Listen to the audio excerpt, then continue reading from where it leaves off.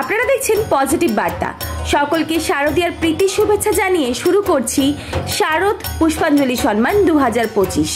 সেরা পুষ্পাঞ্জলি সম্মান জিতে নিল দক্ষিণ কলকাতার বেহালা ক্লাব। আপনাদের কেমন লাগছে? ভীষণ ভালো। আজকে মহাষষ্ঠীর এই সন্ধ্যায় এত মানুষের উচ্ছ্বাসে আমরা ভীষণ আপ্লুত। বেহালা ক্লাব গর্বিত এই শারদ সেরা পুষ্পাঞ্জলি পেয়ে। যে কোনো পুরস্কার আমাদেরকে প্রাণিত করে।